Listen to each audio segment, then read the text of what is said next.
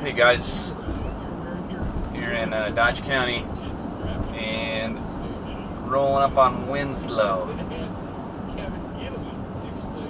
I'll show you a little bit about what Winslow has to offer. The sign says 140 people.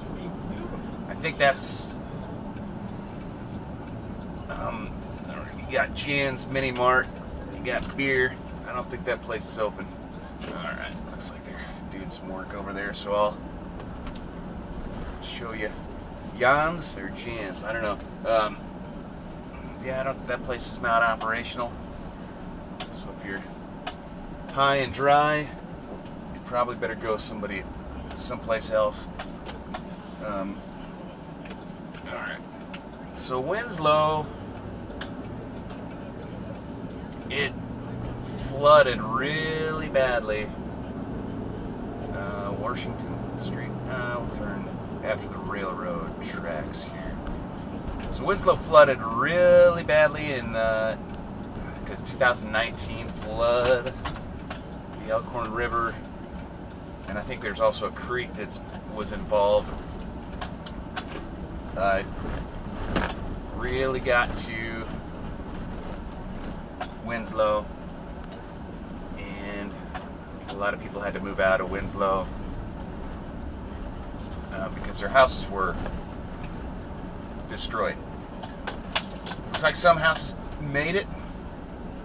There's still people living here, but there's some houses that are also boarded up, so maybe some people moved and they still own the property, but they're planning on fixing it up at some point. Okay, so that fella's doing some work on the railway.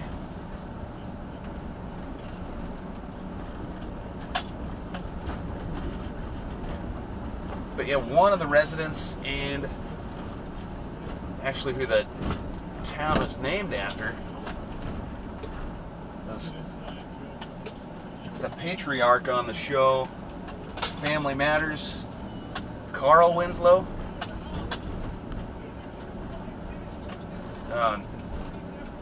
I'm not sure if Carl still lives here. God bless that guy's heart for letting Stephen Urkel in his house all those years. TGIF. Yeah, so you just see it's Winslow Town Hall, which now it just looks like a place for storage. There's a U.S. Post Office. I don't think that's operational anymore. It's boarded up. You got one house there that says no soliciting on it, so I don't know if looks like there are people living there. So you got looks like you still have the volunteer fire department. There's a fire truck over, fire engine. This building right here is, the windows are shattered out of it, and looks like there's just a lot of stuff in there. It looks like the door's been punched in, or a lot of sucker trees over here. So again, I'd like to see some pictures of Winslow before the flood. I'm sure it's a lot different. It looks like nature's taken back this town a little bit in some spaces. The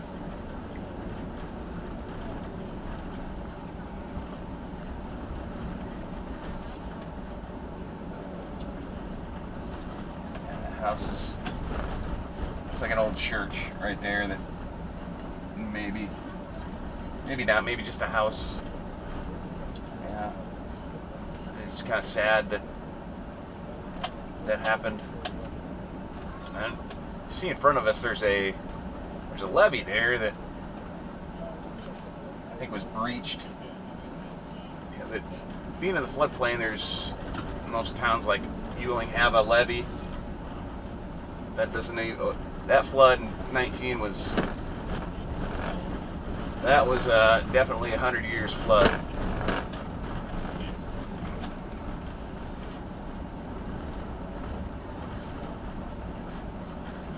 house there looks like it.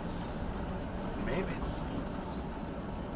somebody resides, and then it says no trespassing. Maybe not. I don't know. But yeah, I would be surprised if there's 30 people living in the town right now. Just a little estimate.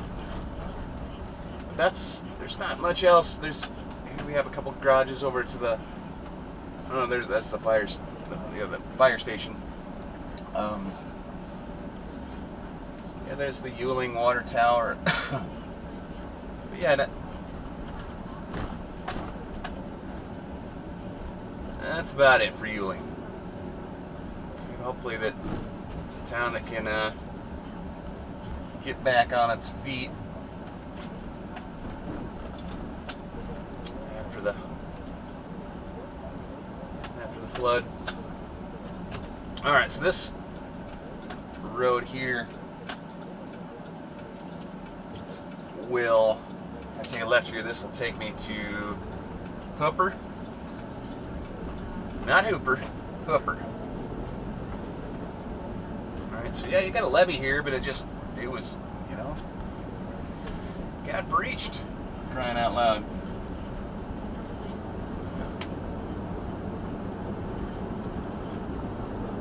Okay. So we got some cornfields aplenty.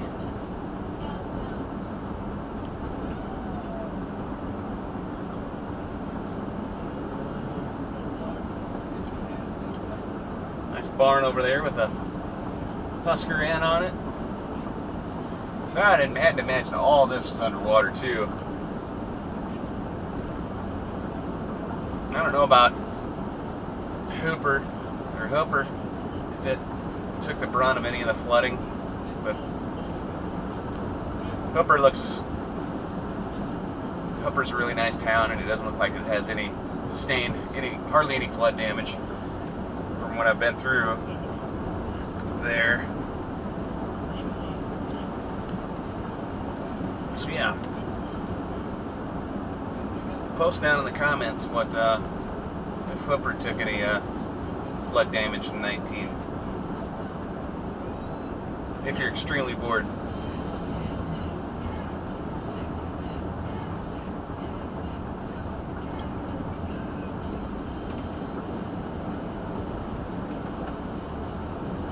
Okay, you can see the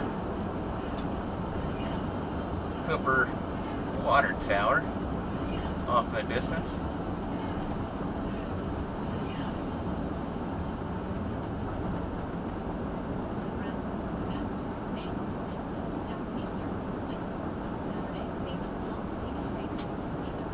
Let's see if they give us a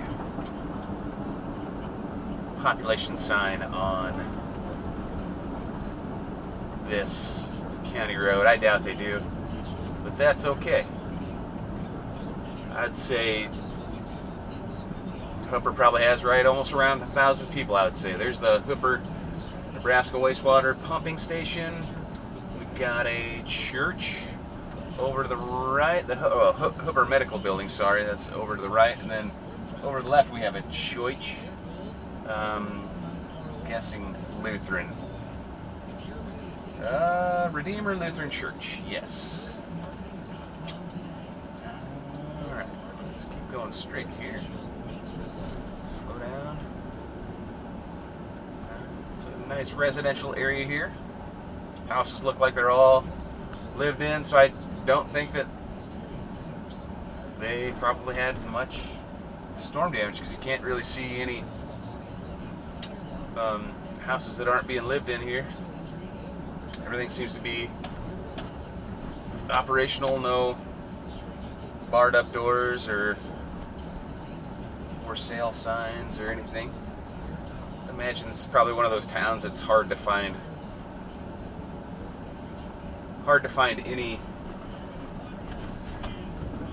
any houses that are for sale. That it's a pretty proud community, and there's the fire and rescue